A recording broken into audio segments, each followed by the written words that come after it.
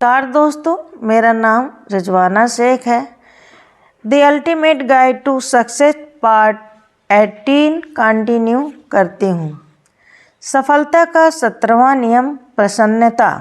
दुनिया में ऐसे भी लोग हैं जो हमेशा दुखी और अप्रसन्न रहते हैं। उनकी निराशा उनके आसपास की हर चीज़ पर प्रतिक्रिया करती है और निराशा के इस भार को ढोते हुए अपने दोस्तों, अपने प्रियजनों और व्यावसायिक अवसरों के लिए एक डर बन जाते हैं, क्योंकि कोई भी व्यक्ति दुख भरी कहानी का इच्छुक नहीं है जो हर दृष्टि से हर राहगीर को उनके जीवन की नकारात्मक विफलता विधि बताता है।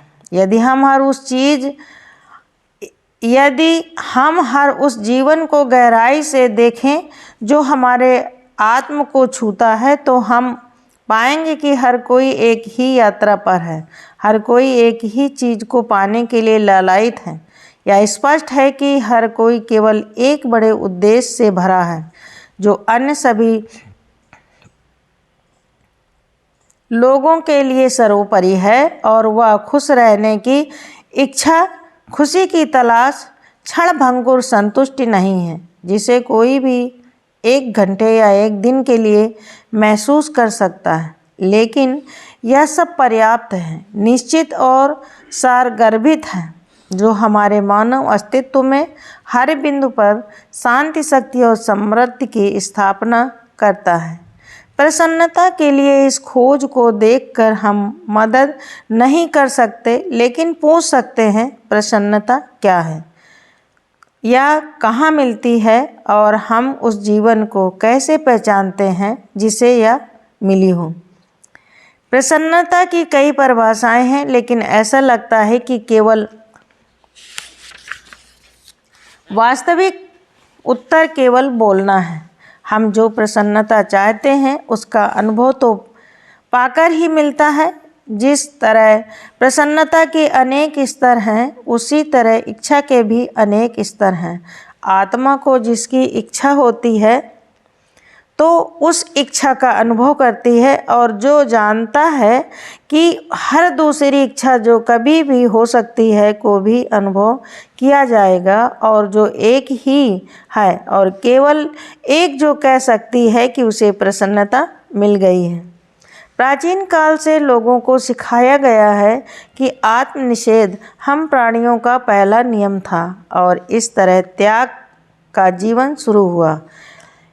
इसने मानवता को अभाव और हानि की रेखाओं के समानांतर एक अंतहीन एकाग्रता में बदल दिया। आधी दुनिया मानती है कि उसके पास वह नहीं है जो वह चाहती है। आज हम उस सीख को नहीं मानते और या कभी नहीं जानते कि दुनिया के वैसा होने का मतलब क्या है। आज हम जानते हैं कि हम वही हो सकते हैं जो हमें होना होगा, और यह ईश्वर चाहता है कि हमारे पास वह सब कुछ हो जो हम चाहते हैं, और ईश्वर ही हमें हमारे जीवन की हर इच्छा के बदले में वापस करेगा। हम जानते हैं कि प्रसन्नता जीवन का नियम है, और स्वाभाविक स्थिति की अप्रसन्नता एक बीमारी है जो अनंत संघ के जीवन के भटकने का संकेत है। हम अब ईश्वर में और अधिक विश्वास करते हैं, क्योंकि हम अपने आप पर अधिक से अधिक विश्वास करते हैं, और हम अपने हर कार्य में हमेशा कुछ ऐसा देखते हैं जो ईश्वर की और उसके असीम संरक्षण की बात करता है। आज हम अपनी इच्छाओं को पूरा नहीं करते हैं और कहने की कोशिश करते हैं, आपका काम हो जाएगा, लेकिन हम जानते हैं कि हमारी इच्छा ही ईश्वर की इच्छा है, और हम आत्मोत्कर्ष के साथ कह सकते हैं कि यह ईश्वर की इच्छा है कि हम उसकी इच्छा को पूरा करें, और हम इसे निडरता से पूरा कर सकते हैं। सुख और दुख तो मन की स्थितियां हैं, और इनका वास्तविक जीवन से कोई लेना देना नहीं है। जीवन जिज्ञासु विरोधाभासों से भरा है, जो हमारे अपने और अन्य लोगों की अनभिज्ञता से स्थिर है, और यह वह स्थिति है जो हम इन परस्पर विरोधी शक्तियों के प्रति मानते हैं, जो यह निर्धारित करते हैं कि हम प्रसन्न होंगे या नहीं। अगर हम दुखी हैं तो हमें सिवा हमारे किसी और का दोष नहीं है। अगर हम बीमार, गरीब और अभावों से त्रस्त हैं तो इसमें सिवा हमारे किसी और का कोई दोष नहीं। अस्तित्व की पूरी योजना ही प्रसन्नता पर आधारित है और संपूर्ण जीवन पूर्ण एवं निर्मल है, जो केवल उस तथ्य के प्रति हमारे अपने जागरण की प्रतीक्षा कर रहा है। हमेशा इन चीज़ों को देखने के दो तरीके हैं, जो हम चाहते हैं और जो हमें लगता है कि हमारी प्रसन्नता के लिए ज़रूरी है। एक को यह निर्धारित करना है कि क्या अपने दृष्टिकोण से हम उन्हें प्राप्त मानते हैं और हम आश्वस्त हैं कि वे प्राय हैं, तो फिर उन्हें प्राप्त करें। लेकिन अगर हम आश्वस्त हैं कि वे कम से कम हमारी ओर से बहुत प्रयास और प्रतिरोध के बिना प्राय नहीं हैं, तो उन्हें छोड़ दें और उस समय तो उन्हें अकेला ही छोड़ दें, और जब तक जीवन उन्हें हमारी पकड़ में नहीं लाता तब तक पाने में लगे रहें। हमें कभी भी नहीं भूलना चाहिए कि पदार्थ में हमेशा बदलाव आ रहा है और इसी तरह स्थिति में भी, और आज का पर्याय कल का प्राय बन सकता है। आप इस तथ्य से कि आपूर्ति और मांग के कानून समान हैं। हम तब तक कभी भी किसी चीज़ के पास होने की उम्मीद नहीं कर सकते जब तक हम उसका अनुभव नहीं कर लेते और उसे जान नहीं लेते कि यह सीधे हमारे हस्तांतरण की रेखा में है। और यह हमारी अपनी मूर्खता है कि अगर हम बैठ जाते हैं और इससे दुखी हो जाते हैं जब हम अपने जीवन के इसके अलगाव को पहचानते हैं, जैसे कि आप पहचान लेंगे कि यह हमारा अपना नहीं है। हम इसे उस समय तक अपनी पहुंच से परे रखते हैं। हम इसे उस समय तक कभी नहीं प्राप्त कर पाएंगे और अपनी इच्छा से ही हम इसे अपने वातावरण में लाएंगे। किसी भी चीज़ के बाद प्रयास करने का कोई फ़ायदा नहीं है। इसके लिए शोक करने या उस पर विलाप करने का कोई फ़ायदा नहीं है। यह सच है कि कोई फर्क नहीं पड़ता कि यह हमारी प्रारंभिक शिक्षाओं के कितना विपरीत लग सकता है। हमें इसके पीछे भाग दौड़ करने से कुछ हासिल नहीं हो सकता और इसे सुरक्षित करने की दृष्टि से हम इस पर कोई दबाव नहीं डाल सकते। हम केवल प्रतिस्पर्धा के धरातल पर खुद को आकर्षित और ध्रुवीकरण करके सुरक्षित करते हैं। हम जागरूक सर्जक बन सकते हैं जब हमने इसकी खोज कर ली है। हमें इस बात का ज्ञान है कि सार्वभौमिक पदार्थ के लिए वास्तविक स्थिति कैसे बनाएं और हमारी अपनी इच्छाएं वही प्राप्त कर सकती हैं जो वे चाहती हैं। इसके माध्यम से हम भौतिक तल पर अपनी इच्छाओं को प्रदर्शित करते हैं और सच्ची स्वतंत्रता को प्रकट करते हैं। प्रसन्न रहने के लिए हमें जीवन के विभेदों पर कोई विकृत मूल्य नहीं लगाना सीखना चाहिए। यह उन चीज़ों से प्रभावित हो रहा है जिससे हम दुखी हो जाते हैं। हम लोगों, स्थानों या स्थितियों के विभेदों से कोई लेना देना नहीं है। हम इस जीवन में केवल एक चीज़ के लिए जिम्मेदार हैं और वह हम खुद हैं। हर कोई अपना जिम्मेदार खुद है और हमारे बारे में चिंता करने की ज़रूरत नहीं। अगर हम केवल यही सीखेंगे और दूसरे के जीवन पर हाथ रखने से मना करेंगे और हम अपने जीवन में उनका वर्चस्व नहीं बनने देंगे, यह हमारा अपना जीवन नहीं है जिससे हम दुखी होते हैं। यह हमारा डर है कि दूसरे हमारे बारे में क्या सोचेंगे। हम कभी भी प्रसन्न नहीं होंगे और ना ही सच्ची प्रसन्नता को जान पाएंगे जब तक हम यह नहीं सीख जाते कि इससे वास्तव में कोई फ़र्क नहीं पड़ता कि कोई भी हमारे बारे में क्या सोचता है। हमारे कार्यों का केवल एक सच्चा मापदंड है और वह हम खुद हैं। केवल एक हम ही हैं खुद के लिए जिम्मेदार।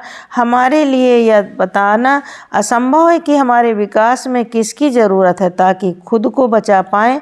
कोई हमें बता या नहीं सकता कि हमें क्या करना है। अंतिम विश्लेषण के रूप में हमें अकेले खड़ा होना होगा, और अगर हम यह सीख जाते हैं तो हम अपने और अपने मामलों को सत्य के महान मार्ग में उचित दिशा की पहुंच से परे रखें, जहां और जो भी है वह हमारे और दूसरों के लिए भी सही है। जीवन जिसे अपना केंद्र मिल गया है, और कौन जानता है कि यह अपना स्वयं का असहाय नियम है जो बदलती और अराजक स्थितियों के बीच चिरकालिक रूप से खड़ा है, जो दिव्य शिक्षाओं के प्रति शांतिपूर्वक मन से जीवित है, और जिसके पास सफलता का कानून है, और जिसमें जीवन के विभेदीकरण और पदार्थ के परिवर्तन के प्रति सच्ची स्थित है। यह प्रतिस्पर्धा के धरातल के ऊपर ठहरा हुआ है, जहां उसे केवल इच्छा को व्यक्त करने हेतु शब्द भर बोलना है, और इसके लिए या शारीरिक अभिव्यक्तियों में खुद को जकड़ेगा।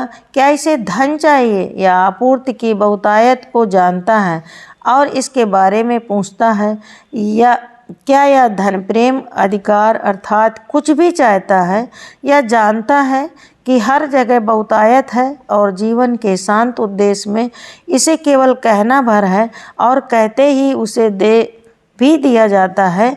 यही अनुभूति है, यही प्रसन्नता है, एक ऐसा एहसास जो केवल उन लोगों के लिए ध्यान देने की चीज़ है जिन्होंने अपरिमितता से एक जागरूक संघ बनाया है।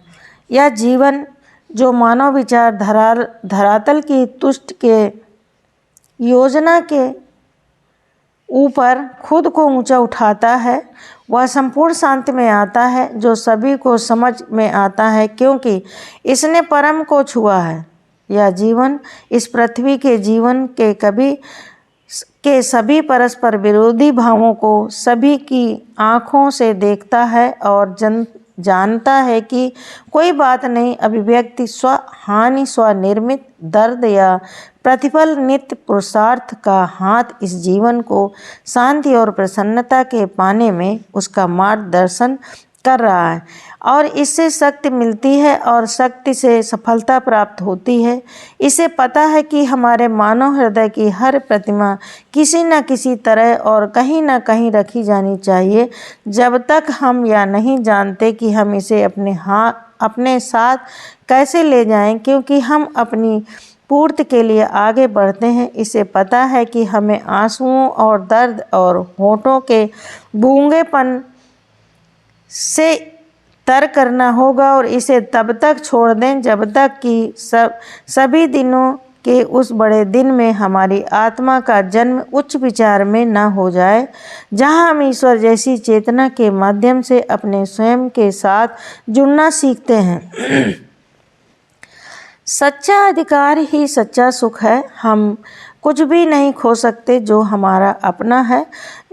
यह सच है कि जो कुछ भी हम वास्तव में चाहते हैं और अपने अस्तित्व के लिए महत्वपूर्ण मानते हैं, वह हमारा अपना बन सकता है, और न केवल अब बल्कि अनंत काल के लिए। असफलता, हानि, पीड़ा और दुख जीवन के वह शब्द हैं जो इस ज्ञान के प्रति जागृत हैं। यह अपनी आत्मा को विकास की महानता से भरा रखता है। यह भावना के एक भव्य शिखर के प्राप्त को देखता है, जहाँ दर्द, परेशानी, दिल का दर्द, हानि और अप्रसन्नता अज्ञात है, लेकिन एक शाश्वत अनुभूति की प्रसन्नता ही इसकी आत्मा है, और प्रसन्नता दुनिया में सभी मुक्त अद्भुत चीज़ों को आकर्षित करने वाली एक चुंबक है। सफलता का 18वां नियम संतुलन। संतुलन मानव मन की गुणवत्ता है जो जीवन के सभी संबंधों में सही संतुलन बनाता है। इससे गतिविधि नियंत्रण में रहती है।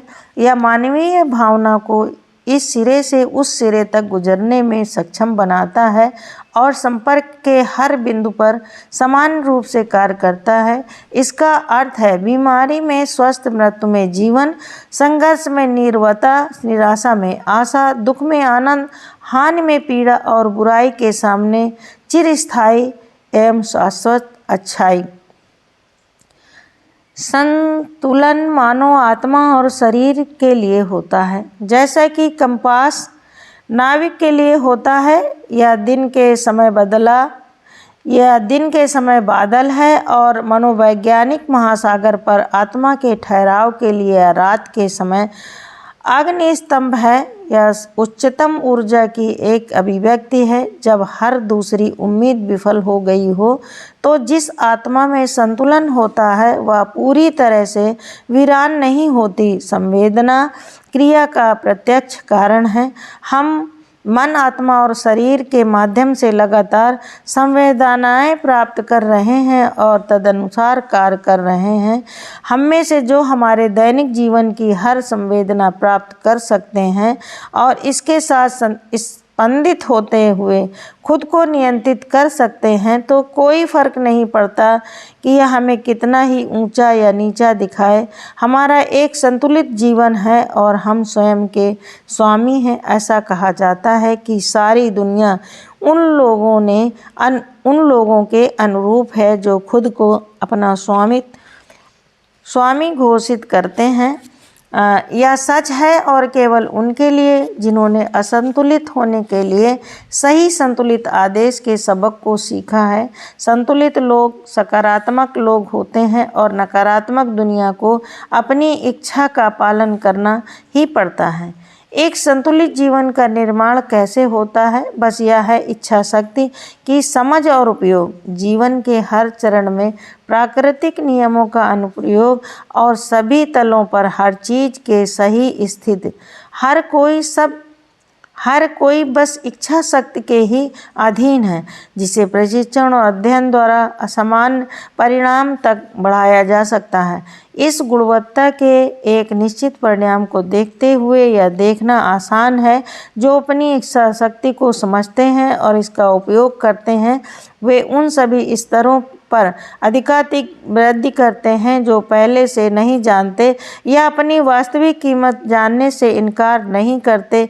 यह देखना भी आसान है कि विकास जितना अधिक होगा, नियंत्रण शक्ति भी उतनी ही अधिक होगी और वे जितने अधिक परिणाम प्राप्त कर लेते हैं, क्योंकि उन्होंने अपने होने की अंतर्निहित शक्ति को जान लिया है। एक इच्छा शक्ति जो लड़खड़ा रही है, भय से भरी हुई है और अपनी स्वयं की रचनाओं से अनिश्चित है, वह जीवन की गतिविधियों में सफलता की उम्मीद नहीं कर सकती। जीवन के बदले पदार्थ जिनका हम सामना करने के लिए बाध्य हैं, जब हम खुद को नहीं सिखाते तब तक अपने स्तर को बुद्धिमानी से निर्देशित करना असंभव बना देता है कि सही संतुलन जिसे बाहरी परिस्थितियों द्वारा बदला नहीं जा सकता। बीमारी, बुढ़ापा, गरीबी और मृत्यु केवल हानि एवं संतुलन के उदाहरण हैं। यह इच्छा शक्ति की कमजोरी से शुरू होता है और लक्ष्य के साथ समाप्त होता है। बीमारी और गरीबी विरासत में मिली चीज़ें हैं और उनके खिलाफ अपने सुरक्षा उपायों में से एक सकारात्मक शारीरिक और मानसिक दृष्टिकोण में खुद को संतुलित करना है और इस तरह भावनाओं के समूह के लिए मेजबान बनाए जाने से इनकार करने से हमारा खुद पर नियंत्रण हो जाता है, जिसमें हमें आनंद नहीं मिलता। आनुवांशिक बीमारी कभी भी प्रकट नहीं हो सकती जब तक कि हम उन वसीयतों को नहीं पहचानते जिन्हें मृत लोग हमारे लिए छोड़कर चले गए। वे नकारात्मक स्थितियां हैं और हमारे पास उन्हें बचाने की कोई शक्ति नहीं जो हम उन्हें दे पाते। अधिग्रहित बीमारी विशुद्ध रूप से हमारे स्वयं के गठन की एक शर्त है, यहाँ तक कि उनके साथ दुर्घटनाएं भी नहीं हो सकती जो सत्य के असीम स्पंदन में संतुलित है, चूँकि वे ही जो केवल उन चीज़ों के लिए संतुलित हैं जिन्हें वे चुनते हैं और चाहते हैं उनके पास आ सकते हैं। हमारे अंदर बीमारियों को पैदा करने या उन्हें नष्ट करने की शक्ति निहित है। ऐसे केवल दो महत्वपूर्ण बिंदु हैं जिनके माध्यम से बीमारी हमारे शरीर में प्रवेश करती है, और ये बिंदु हमारी भावनाएं और हमारे दिमाग हैं। हमारी भावनाएं विशुद्ध रूप से काल्पनिक स्थिति है और हमारी इच्छाएं हमारे शरीर के माध्यम से इन कल्पनाओं को विचारधाराओं में भेजती हैं। जब तक कि हमारे शरीर के सूक्ष्म मस्तिष्कीय कोषाणु उन्हें पुनः प्राप्त नहीं करते हैं और उन्हें तब तक अपनी चेतना में पंजीकृत नहीं करते हैं जब तक कि वे उन्हें फिर से तैयार नहीं कर सकते। बस यही पर हमारा संतुलन हरकत में आता है। हमारे लिए पहचानने का समय है कि हम संचार विशेषज्ञ हैं, जिससे हमारा दिमाग हमारी कोशिकाओं को सूचना प्रसारित करेगा। हमारी इच्छाएं अपक्षीय विचारों को ग्रहण करती हैं और जो कुछ भी हमारे मन को प्राप्त होता है उसे हमारे तंत्रिका तंत्र के ज्ञात ठिकानों के बीच समान रूप से वितरित किया जा सकता है और कोई भी केंद्र आघात से पंगु नहीं होता। ऐसे भी लोग हैं जो इस इच्छा शक्ति और नियंत्रण से अलग होते हैं कि अचानक आश्चर्यचकित करने वाली या चौंकाने वाली खबर उन्हें बेहोश कर देगी। भावना के ये सभी स्तर स्पंदन की दरें हैं और संतुलन स्पंदन की उच्चतम दरों में से एक है। आत्मा जिसने अपनी संतुलन और जीवन की बदलती परिस्थितियों की ओर अपनी वास्तविक शक्ति और स्थिति को पाया है या उस सर्वोच्च संतुलन के सामने खड़ा है और जो सभी को प्रभावित करता है और इसमें यह कहने का विश्वास है, यद्यपि मैं मृत्यु की छाया की घाटी से गुजरता हूँ, इसलिए मैं किसी बुराई से नहीं डरूंगा। हम सभी असंतुलित लोगों से परिचित हैं। आत्म जागरूक नकारात्मक प्राणी वे लोग जो नहीं जानते और जो कहते हैं कि मैं नहीं कर सकता। पूरी दुनिया इस विशाल आलसी एवं क्षमाशील भीड़ से भरी है जो पैदा होने का बहाना बनाकर भीख मांगने के माहौल को अपने साथ लिए बिना हमारे निकट नहीं आ सकते। यह संतुलित की अभिव्यक्ति है और यह वे हैं जिन्होंने दुनिया में श्रम और पूंजी के बीच सभी संकट को जन्म दिया और यह तब तक जारी रहेगा जब तक कि इन सभी व्यक्तियों में मैं को उठाकर उस स्थान पर न रख दिया जाए जहां इसे स्वयं होना चाहिए। ऐसा उनके साथ कभी नहीं होता कि वे पूरी दुनिया को देख सकते हैं और उनके पास ऐसा कुछ नहीं है जो वे नहीं चाहते। वे नहीं चाहते कि कैसे कहना है और जब तक वे चीज़ों ना कहना नहीं सीखेंगे तब तक वे ना नहीं कह पाएंगे। वे बस खुद को मजबूत इच्छा शक्ति द्वारा मौत के लिए उकसाने की अनुमति देते हैं जो उन्हें खुशी से वह सब कुछ देगा जो अगर उन्हें पता था कि उसे कैसे प्राप्त करना है। वे कराहते हैं, चीखते हैं और धिक्कारते हैं, फिर प्रहार करते हैं और फिर असफल हो जाते हैं और फिर अपनी असंतुलित कहानी सुनाते हैं। असंतुलित लोगों को इसकी कोई आवश्यकता नहीं होती। वास्तव में वे इसे स्वीकार नहीं करेंगे। वे दृढ़ और रचनात्मक हैं। उन्हें पता है कि उन्हें क्या चाहिए और इसे कैसे प्राप्त करें। वे बाहर की बात से प्रभावित नहीं होते। उनके पास प्रयोजन के जन्मजात अधिकार हैं। वे ना तो बीमार हैं, ना ही गरीब हैं, ना ही दलित हैं, क्योंकि वे ऐसा होने से मना करते हैं। उनके लिए कोई परिश्रम करने हेतु कारखाना नहीं है और यदि वे कभी अपने आप ही किसी कारखाने को चलाते हैं तो वह इसलिए कि वे 1000 लोगों की तरह इस विशाल दुनिया को असंतुलित मानव जीवन से भरा हुआ देखते हैं जिसमें वे आवागमन कर सकते हैं जो केवल पसीने से तरबतर लगता है और क्योंकि उन्होंने अपनी तरह के अन्य लोगों के साथ सभी मानवतावादी पाठों को नहीं सीखा है। जैसा कि आपने इनमें से कम किया था वैसे ही आपने मेरे साथ ही किया।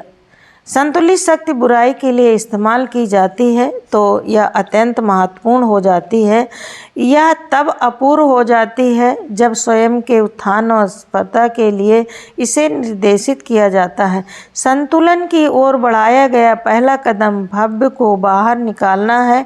सारी दुनिया में ऐसा कुछ भी नहीं है जिससे हमें डरने की ज़रूरत है। हमें यह जानना चाहिए, यह कहना चाहिए, इसे महसूस करना चाहिए और इसे तब तक जीना चाहिए जब तक यह हमारे जीवन में हमारे हर कार्य का हिस्सा नहीं हो जाता और हम मानसिक स्वतंत्रता से गुजर चुके हैं। निश्चित करें कि हम इस स्तर पर जीवन की उच्चतम अभिव्यक्ति हैं और हम अपने जीवन पर पूर्ण प्रभुत्व रखते हैं। हमें अपनी मानसिक महारत में कभी भी डगमगाना नहीं चाहिए। हमारे पास वही हो सकता है जो हम चाहते हैं और जो हम चाहते हैं वह हमारे लिए सबसे अच्छी चीज़ है। यह हमारी चेतना है जो अभिव्यक्ति में आने की कोशिश कर रही है। किसी और में मत सोचने दें, किसी और को मत सोचने दें कि हमें अपना स्वामी स्वयं बनना है इससे पहले कि हम पर किसी और का कोई प्रभाव जमे। सलाह तो सब सही है और इसमें कुछ लगता भी नहीं है, बल्कि केवल इस तरह से यह हमें अपने स्वयं के निष्कर्ष तक पहुंचने में मदद करता है। हमें इस बात की चिंता नहीं करनी है कि कोई हमारे बारे में क्या सोचेगा। कोई व्यक्ति ना तो हमारा मित्र है और ना ही कोई व्यक्ति हमारा शत्रु है, लेकिन सभी लोग हमारे गुरु हैं। हम जैसा चाहें वैसा कर सकते हैं। यह वास्तव में कोई भी बात नहीं है जिसे सिवा हमारे कोई भी सोचता है। हम जो करते हैं अगर वह दूसरों को पसंद है तो हमें उन्हें छोड़ देना चाहिए। हमें अपने जीवन क्षेत्र में साथी चाहिए होते हैं, ना कि दास, नौकर या मालिक। केवल एक चीज़ जिसके लिए हम वास्तव में स्वयं ही जिम्मेदार हैं वह हमारा व्यवसाय है कि मैं को ऊपर उठाऊं तब तक कि इसके साथ जुड़े सभी अन्य लोग भी ऊपर उठ जाएं। यह मत सोचो कि यह बताने के लिए एक खतरनाक दर्शन है कि हम सभी बस वही करेंगे जो हम चाहते हैं। इससे दूर रहें। हम करने के लिए जो हम करना चाहते हैं। इस तरह हम सभी महान सबक सीख लेते हैं कि जीवन की एक महान और निरंतर सार्वभौमिकता, क्रिया और अस्तित्व है और जब हम हमेशा वैसा करते हैं जैसा हम चाहते हैं तो हमारा जन्मजात अधिकार हमें कुछ भी नहीं करने के लिए कहेगा जो बड़े पैमाने पर हमारे और दुनिया के भले के लिए नहीं है। जो हम चाहते हैं उसे करने में ही हमें बड़ी खुशी मिलेगी और हम चाहते हैं कि पूरी दुनिया खुश रहे। हमारे अपने पूर्ण आदर्श संग और पूर्ण बाहरी जीवन के प्रति व्यवहारिक ज्ञान के संबंध होते हैं। अतः सिद्धि की अपनी शक्ति में विश्वास करें और हमारा अपना ईश्वरीय अधिकार है। हमें जो होना है होना चाहिए। विश्वास, आशा, दूसरों के प्रति प्रेम और वह दुनिया भर में महान परोपकारिता के कोई बुरा नहीं हो सकता। यही तो संतुलन है और जैसा कि हम इसे अभिव्यक्ति के मानव एवं भौतिक तल पर सीखते हैं, हम कानूनों की अनदेखी अलौकिक दुनिया में से गुजरते हैं और उस महान अदृश्य विश्व संतुलन के साथ एक हो जाते हैं और जो कभी असफल नहीं होता। मानव अंतरात्मा में संतुलन गहरा आध्यात्मिक आलम्ब है जिसे के माध्यम से मनुष्य अपने भौतिक ब्रह्मांड को केंद्र में संतुलित कर सकता है, जिसका अर्थ है ब्रह्म शक्ति और संतुलन तथा शक्ति का एक ऐसी सफलता की नींव बन जाते हैं जो शाश्वत है। Thank you.